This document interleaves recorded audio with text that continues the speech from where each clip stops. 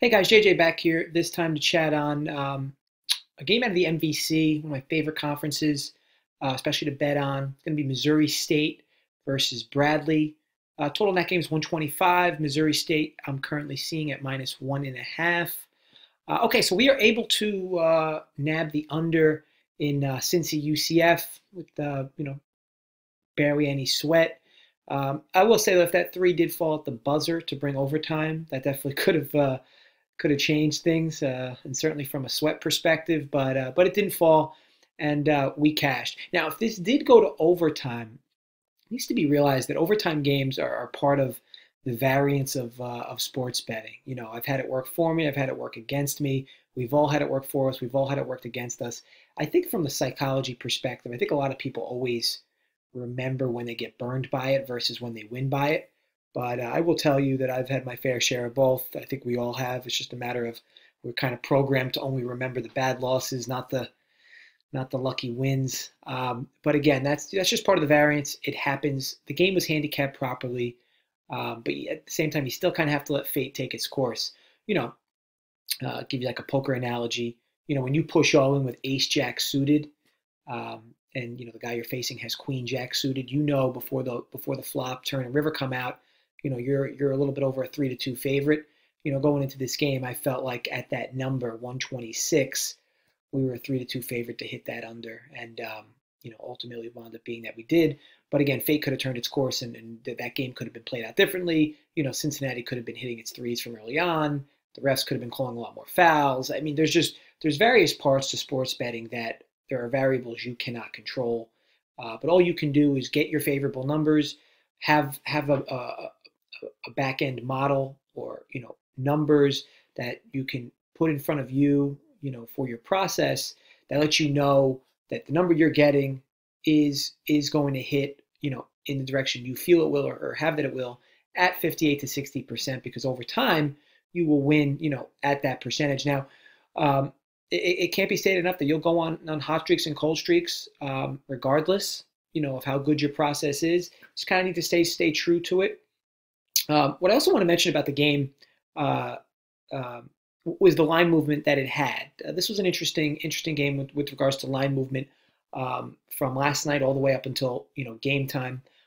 People always get weary when they see line movement go against them, like as if there's this shadow syndicate fixing games, where they see their line move 2 or 3 points away from after they bet. It's like, oh shit, did I get the wrong side? Did I bet the wrong side? But then it's like people still have that other opinion, right? Like if you bet a good number, like let's just say hypothetically, this line went to 122 before close, right?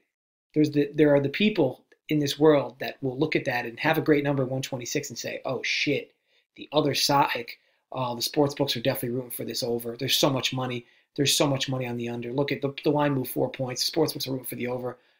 The sports books are going to fuck us here. There's all these pessimistic people that will look at line movement in either direction as bad. But I will tell you that money moves lines, guys, and predicting where money is going to move lines is something that I consider myself very good at. I have pretty good foresight with that. This was surprising though. This I saw it go as high as 128, 128.5 before right around early afternoon on the East Coast, about 12:30. So a lot of money came pounding in on the over there around that time. And I even told you guys I would have been shocked if it went up, and obviously it went up. Not only one, it went up 2.5, almost 2.5 points. But I knew my process was right. But I wasn't at a stage where I was comfortable doubling down at that number. I mean, like you'll see this as well, right? Like as a line goes 2 or 3 points up, hey, do I double down? Now I got this number, but now I can get an even better number. Should I throw 2 units on it? My answer for you is in most cases that's a no. You should not be doing that. Now, one of the cases you should be doing it when you feel like the number has moved justifiably enough where instead of being a 60% chance of you hitting, now it's a 70% chance of you hitting. So, like for instance, at 126, I told you guys it's about a 60% chance of us hitting the under. At 127, it was about 62%, and at 128, it was on the higher end of 63%. You could probably round it off to 64%, but not 70%, at least on my end. Now, granted, everybody's process and models and algorithms will be different, but for me, at 128, 128 and a half, I still had it at a 64% chance of going under. So um, even that being a better number, why would I invest 2 units there? I still have a 37% chance to lose, and it's a one-game small sample size. It's not often that you're going to have opportunities. But for instance, if I didn't bet the game and I had a 64% chance, I may have bet a little over 1 unit, but I already had a unit invested. I didn't want to invest any more than that. And I usually don't. For the most part, people should be in that mindset. 1 unit across the board. Um, if that game had gone to 130, if the total had gone to 130, at that point it would have been a 70% chance that I would have had it hitting at, and then I would have been okay to drop 2 units on it, or drop 1 unit or one additional unit on it for under at 130. Because again, my models would have had that at a 70% chance of hitting. Now, again, regardless of the confidence in your bets, you should rarely be placing more than 1 unit on a game. In the last 12 months, I myself have bet more than 1 unit on a game 9 times. 9 times, 12 months. And both of those, and all 9 of those instances were only 2 units. I've never made through. I mean, I've done it early in my sports betting career, but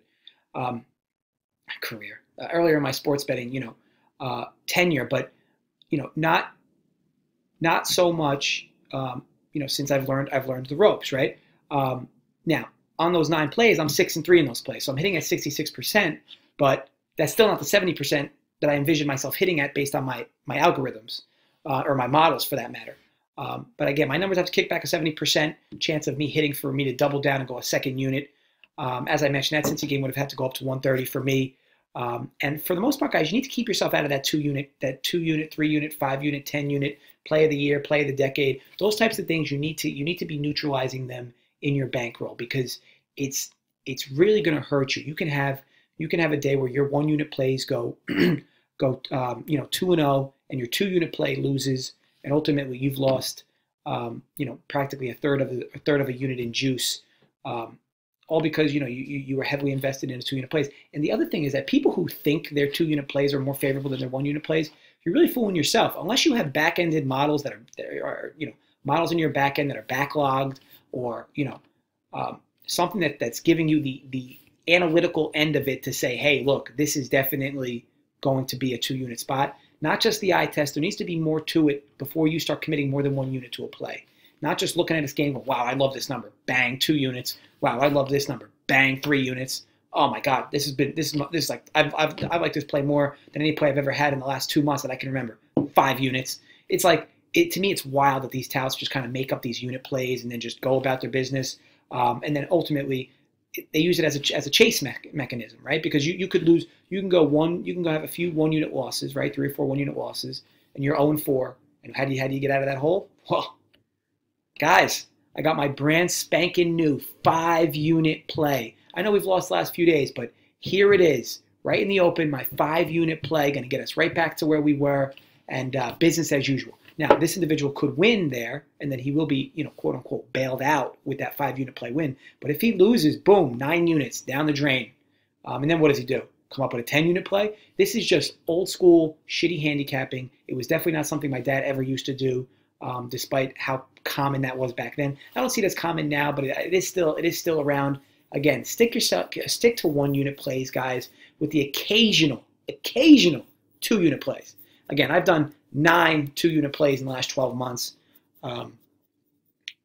because there's just not enough justification behind doing it much more than that. You're not going to have enough opportunity to do it more than that.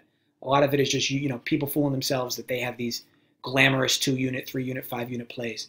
Okay, so let's get into the game. Missouri State versus Bradley MVC conference tournament starting up.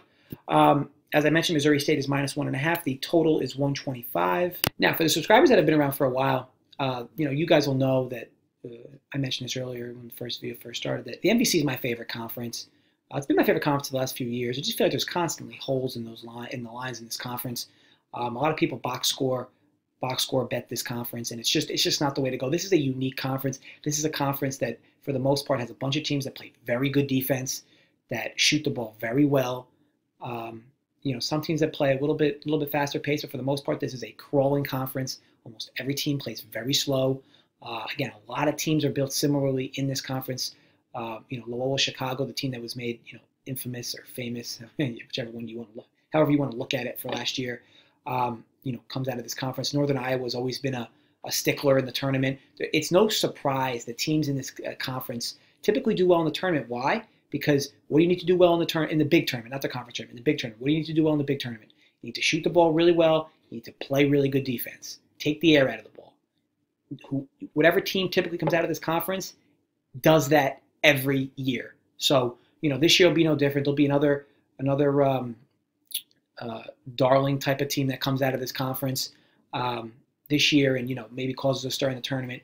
But regardless, for this matchup, this will be the third time these two teams are meeting. Missouri State is going for the 3-game sweep here. January 12th, as a 3.5-point favorite against Missouri State, Bradley loses by 5. And on January 26th, as a 6.5-point dog, Bradley loses by 18. Let's go ahead and scratch that second game from the research, or from your research, because for me, that was a basement game from Bradley. Season low in points, got dominated in every facet of the game. People look at that game and feel like Bradley might just be overmatched here. But that was just one of those games where early baskets weren't falling. Bradley actually had a 14-minute no field goal drought where they actually only made one free throw during that time. Imagine that, 14 minutes in a game, 1 point gets scored. So again, that's a complete anomaly game. I'm not going to sit there and dissect that game in and out because Missouri State caught Bradley at their worst. Now, granted, kudos to Missouri State for playing very well in that game, but I'm not looking at that as legitimate data to read from. Bradley missed a bunch of open jumpers in that game. Played a little loose.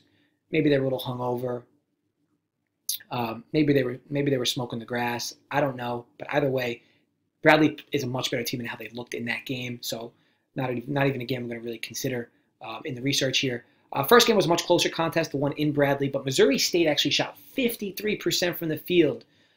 This is a team in Missouri State who shoots 45% from the field, and they shot 53% against a very solid Bradley defense. So Missouri State clearly exceeded expectations in that game as well. There is the wise old saying in sports betting that it is very difficult to beat a team 3 times in one season, especially when you are an evenly matched, or when you have 2 evenly matched teams. I truly believe at its roots that is nothing more than a fallacy. I think by the time you get to that third game, it doesn't really matter. I mean, the mindset of both teams, by the time these teams play again, is still the same. Sometimes you can catch the whole saying there is if you're a team that's better than the other team and you got caught twice in the pickle jar, you're quote unquote due for a bounce back and to beat the team that you should have won of the other first 2 games. But again, I think it's more of a fallacy because logic doesn't make a whole lot of sense there. By the time you're at the third game, it's kind of like saying, if you get 2 black in a row, you're due for red at the roulette table. By the time you're at that third one, you're still 50-50. The odds are what they are for that third matchup. So I really think that's a fallacy, but I do hear that often. Impossible or near impossible to beat a team 3 times in one season if you're evenly matched. Don't really buy that. But taking the matchups out of the equation, these 2 teams really do match up well. Bradley is a bit better defensively. Missouri State's a bit better offensively. Missouri State forced a ton of turnovers, really good on the offensive glass, but Bradley has a tremendous advantage against Missouri State from long range. There is actually only one team in Division I basketball that is worse at defending the 3-ball than Missouri State, and that's actually Denver. For those counting at home, that's 353 teams total D1. 351 of them are better at defending the 3 than Missouri State. This team does not close out well. You could swing the ball around and get an open look from 3 nearly every possession. And against a team like Bradley, who fires up the 3-ball, they have the opportunity to really make it rain in this spot. Now, they shot awful in that performance on January 12th. They shot moderately well in the performance on January 26th. But again, Missouri State literally shot the lights out of the ball in that second game. So we really left Bradley not much of a choice, or not much of a chance to win anyway. Now, all this info I'm giving you so far has been all well and good, but here is the biggest sticking point for me in this game. Bradley has only lost 2 games since February 6th, going 6-2 straight up. That's over a month with only 2 losses. And by the way, those losses were both road losses as underdogs, so not awful by any means. Bradley is 7-4 straight up since the last time they lost to Missouri State, and 6-4 against the spread. Certainly not drool worthy, but also not bad either.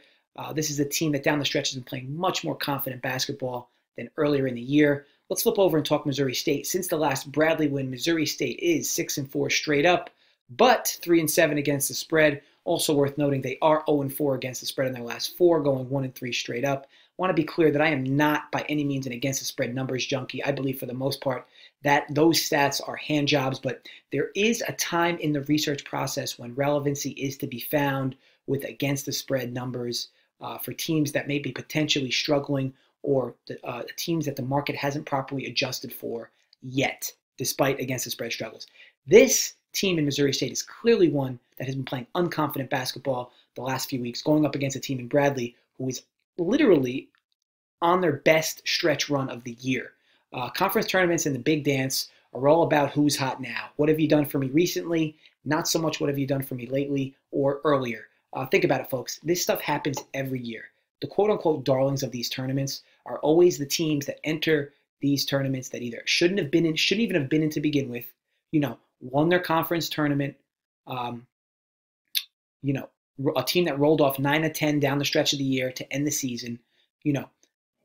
These are always the teams that, like, when people start predicting matchups and giving you predictions for who's going to upset who, these are always the topic of the conversation. A confident team playing a team that might not be so confident based on how their schedule panned out. A really good, a top 5 or 6 seed that lost 2 of their last 3 or 5 of their last 6, and then was one and done in the conference tournament, goes up against a team from a mid-major who's lost 2 of their last 26 games, like a team like Buffalo. Teams like that, like those are the situations you want to look for. And what we have here is a scenario just like that. In this spot, give me the more confident team heading into this conference tournament who can really get hot from 3 and is playing a team at the bottom of Division I and defending the 3. Look, at the end of the day, I don't sit here and give you guys locks. You need locks, go to Home Depot. What I do for you is I give you favorable spots where the market has either over-adjusted or hasn't adjusted quite enough. This boils down to one team is entering this tournament with a plethora of confidence. The other appears to be stuck in quicksand. I'm getting 1.5 points with the confident team, and I want to say that a team like Bradley, must be hitting their threes to win. I mean, that's how they're built. They need to be making their 3-ball to win. So look, they could go ice cold and get rolled by 20 here. But again, the opportunity for Bradley to make it rain, if you're going to drop a spot when it could happen, it's going to happen against a team that doesn't defend the 3-ball well. In there lies Missouri State. I do believe, we're getting a very favorable line here. I think this line should be either pick or Bradley should be slightly favored. But I understand why they're not. But as of recent play, recent bias, Bradley is a much more confident team. So give me the 1.5, which I find plenty favorable here. Even like the money line for half a unit. If you want to go plus 1.5 for half a unit and money line for half a unit to equal a total of 1 unit, you could do that too. But again, only 1 total unit on this game, guys. We're not going to give back any extra by just because we have a little more confidence in any picks. We're going to keep our units the same, always 1. And again, so just to be clear, this game's early in the afternoon tomorrow. It's like 3 Eastern, I believe. So, hope you watch the video in time. But again, that's Bradley plus 1.5 versus Missouri State. Want to thank you guys for watching. Hope you found the video informative. I know this one was a little longer than they typically are. But sometimes, again, I go on tangents and I rant a bit. But I hope I do it for your best interest, so I hope that you see that and you notice that. Want to thank you again, guys, for watching. Please subscribe if you aren't already. Definitely be giving you helpful content and try to make you all better sports bettors. And I hope that one day at a time we can get there. If you like the video, make sure you give it a thumbs up. And, please comment below on what you think of the video, what you think of the pick. If you have any insight on it as well, I'd love to chat back and forth with you. So again, guys, I want to thank you for everything you've done with the recent subscriptions and recent comments, and look forward to more success here. Thanks again, and good luck tomorrow.